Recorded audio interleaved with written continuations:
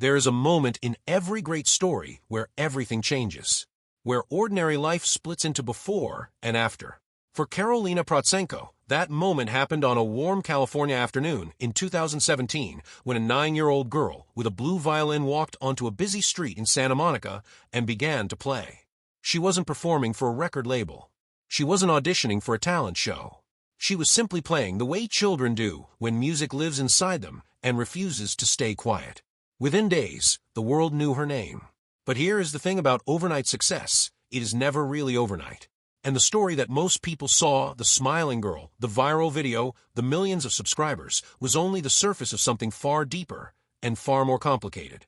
Beneath the bright lights and the comment sections full of praise, there was a real child navigating a world that moves fast, judges harshly, and rarely stops to ask how a young artist is actually doing. This is the story of what really happened to Karolina Protsenko. Not the highlight reel. The whole picture.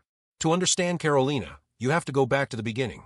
Not to Santa Monica, not to YouTube, but to Kyiv, Ukraine, where she was born on October 3, 2008. Kyiv is a city with music embedded into its very identity. Its streets carry centuries of folk tradition, classical heritage, and a kind of cultural pride that treats art not as entertainment, but as survival. Growing up in that environment, even briefly, shapes a person in ways that are difficult to fully explain. Her father, Nikolai, was a guitarist. Her mother, Ella, a pianist. Their home was not just a household, it was a rehearsal space, a concert hall in miniature, a place where music was the first language spoken and the last one heard before sleep. From her earliest months, Karolina was surrounded by sound. Not background noise, but intentional, disciplined, loving music made by people who understood it deeply. When she was 6 years old, she picked up a violin for the first time. There are children who try instruments and put them down. There are children who practice because they are told to. And then there are children for whom an instrument feels like a missing piece of themselves finally found. Karolina belonged to that last category. Her parents saw it almost immediately, the way she held the bow, the way she listened to herself, the way she corrected her own posture, before anyone told her to. In 2015, the Protsenko family made a decision that would alter the course of all their lives. They left Ukraine and immigrated to the United States, settling in Simi Valley, California. Immigration is never simple. Is loss and hope existing in the same breath.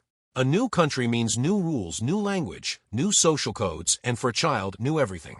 Karolina was 7 years old when she arrived in California. She didn't yet speak fluent English. She didn't know the streets or the schools or the rhythms of American life. But she had her violin, and that translated without words. She began formal lessons under the Suzuki method, a teaching philosophy built around the idea that musical ability is not a rare genetic gift, but something that can be nurtured in almost any child, given the right environment. Her first teacher recognized quickly that Karolina was not a typical student. Her focus was unusual for her age. Her ear for pitch was precise. And her emotional connection to the music she played went beyond what technique lessons alone could produce. Later, she would study under more advanced mentors, and her skills would develop into something that even trained musicians found striking. She practiced every day, 2 to 3 hours, sometimes more. Scales, etudes, full compositions. All while attending school in a second language, making new friends, adjusting to a new country. The discipline required for that kind of life at that age is not something most people fully appreciate. It is not glamorous. It is repetitive and sometimes frustrating, and requires a level of commitment that most adults struggle to maintain. Karolina maintained it as a child. Her home life in California carried the same musical warmth as it had in Kyiv. Her 2 younger brothers grew up watching their sister practice. Her father would pick up his guitar in the evenings, and her mother would sometimes sing. Karolina's violin would join them, and for a family far from home, building a new life in an unfamiliar place, those sessions were more than music. They were identity. They were continuity. They were the thread connecting who they had been to who they were becoming. The 3rd Street Promenade in Santa Monica is one of those places that exists in a permanent state of performance. Street musicians, artists, tourists, locals, it is a space where ordinary people become an audience simply by walking past. In the summer of 2017, the Protsenko family decided it would be the perfect place for 9-year-old Karolina to do something she had only ever done in lessons and living rooms: play for strangers. The goal was straightforward and modest. Build confidence. Connect with real people. Feel what it is like to make music not for a teacher's approval, but for the honest, unfiltered reaction of passersby who owe you nothing. She set up her small violin case, opened it for tips, and began to play. The song she chose was Despacito, the Luis Fonsi hit that had been dominating radio stations and streaming platforms around the world that summer. It was an interesting choice for a classically trained young violinist, a pop song rhythmically complex, melodically warm, instantly recognizable. Carolina didn't play it like a classical recital. She played it with movement, with energy, with the kind of joy that is genuinely difficult to perform and impossible to fake. Her body moved with the music. Her expression was fully open. People stopped. In a place where people walk quickly and distractions are constant, they stopped. They took out their phones. They recorded. And when the video made its way onto Facebook, something happened that nobody in the Prochenko family could have predicted or fully prepared for. Within days, the clip had gathered millions of views. Shares poured in from countries the family couldn't have pointed to immediately on a map. Comments flooded in from people writing in languages Carolina didn't speak. News outlets picked up the story. Music blogs wrote about her. The phrase violin prodigy appeared in headline after headline. The little girl from Kiev who had come to California with a violin and a dream had just become an internet sensation. What followed was swift and overwhelming. Her YouTube channel, which had existed quietly before, began gaining subscribers at a rate that most adult content creators spend years trying to achieve. Within months, it crossed 1 million subscribers. Her videos racked up tens of millions of views. Fans from across Europe, Asia, North America, and South America sent messages of admiration and gratitude. Musicians she had grown up listening to acknowledged her. The comments were, for a time, overwhelmingly loving. But here is something worth understanding about viral fame, particularly when it arrives for a child. It does not come with a manual. There's no preparation, no training, no gradual acclimation. 1 week you are a 9-year-old girl practicing scales in your living room, and the next week millions of people know your face and have opinions about your future. The speed of that transition is something no childhood is designed to absorb smoothly. Carolina absorbed it with more grace than almost anyone could have expected. She smiled in interviews. She thanked her fans sincerely. She kept posting videos, kept performing on the streets, kept practicing. To the outside world, she looked like a child perfectly at ease with her extraordinary circumstances. But ease and resilience are different things. One is the absence of difficulty. The other is the management of it. She was managing. Deeply, quietly, constantly managing. For a certain generation of viral stars, appearing on the Ellen DeGeneres show represented a kind of official coronation. It was the moment when internet fame converted into mainstream recognition, when the audience expanded from millions of online followers to tens of millions of television viewers who might never have seen a viral video in their lives. Carolina's appearance on the show became one of the most talked about segments of that period. She walked onto the stage looking exactly as she did in her videos, small, composed, holding her violin with the casual confidence of someone who has been playing since before she could clearly remember not playing. The audience watched with polite curiosity. They had been told a child prodigy was about to perform. They were prepared to be impressed in the mild way audiences are impressed when expectations are met. What they were not prepared for was the feeling. She played Post Malone's Sunflower, a song that in its original form is melancholic and introspective. Through her violin, it became something else, warm, aching, quietly triumphant. The studio fell into the kind of silence that audiences only produce when they have genuinely forgotten to react because they are too busy feeling something. When the final note ended, the applause was immediate and full. Ellen, a woman who has hosted thousands of performances over decades of television, looked genuinely moved. What followed made headlines.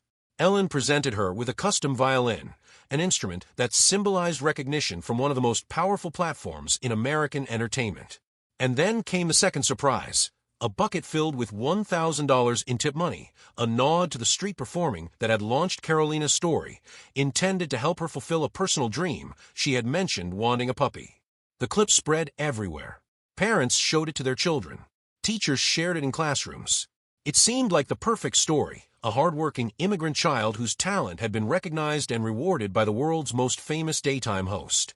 And in many ways it was exactly that. But what happened after the cameras stopped is the part of the story that matters just as much. After Ellen, the expectations shifted.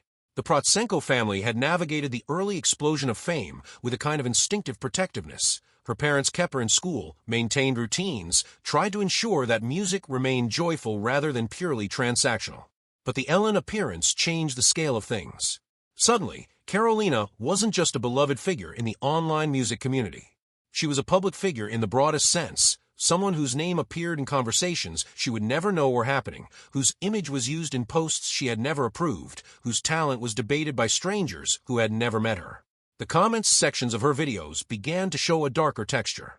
Alongside the genuine admiration were criticisms that no child should have to read, judgments about her appearance, her expressions, her parents' motives. Conspiracy theories emerged claiming her success was manufactured. Accusations appeared suggesting her parents were exploiting her. Some people questioned whether her talent was even real, as though millions of independent viewers had collectively agreed to be deceived. Carolina, reportedly, read many of these comments hoping to learn from genuine reserves, especially for those who have dared to succeed publicly. Some of those comments, by accounts of people close to her, left her in tears. She was 10 years old. There is a version of Carolina Prochenko's story that presents her parents as either feedback. What she encountered instead was the unfiltered cruelty that the internet perfect heroes or calculating managers. The truth, as is almost always the case with real families, is more complicated and more human than either extreme. Nikolai and Ella Prochenko were musicians before they were parents, and parents before they were managers. They understood from the earliest days that their daughter had something rare. They also understood, as immigrants who had rebuilt their lives from the ground up in a country not their own, how fragile opportunity can be and how important it is to nurture it carefully. Their decisions, by most available accounts, came from love. They ensured she continued her formal education. They accompanied her to every performance and every appearance. They managed her online presence themselves rather than handing it to a corporate team that would have optimized for profit rather than well-being. In an industry full of stories about child stars failed by the adults around them, the Prochenko family represents something genuinely different. And yet, even the most loving family cannot fully protect a child from the machinery that fame sets in motion. Once an audience exists in the millions, it has its own gravity. It pulls toward consistency, toward regularity, toward an endless stream of content that satisfies its appetite for more.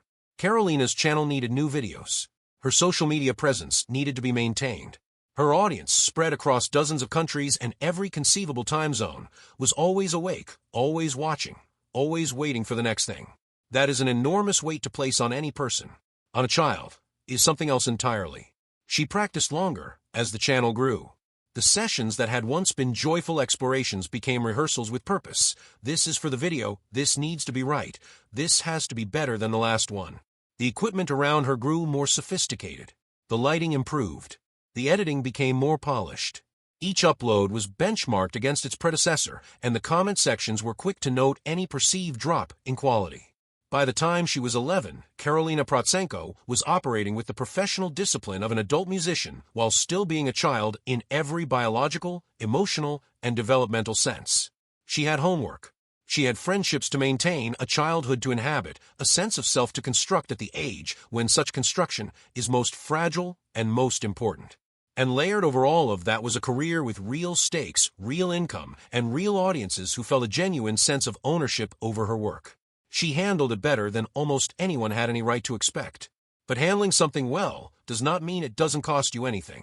When the world shut down in early 2020, the streets of Santa Monica went quiet. The 3rd Street Promenade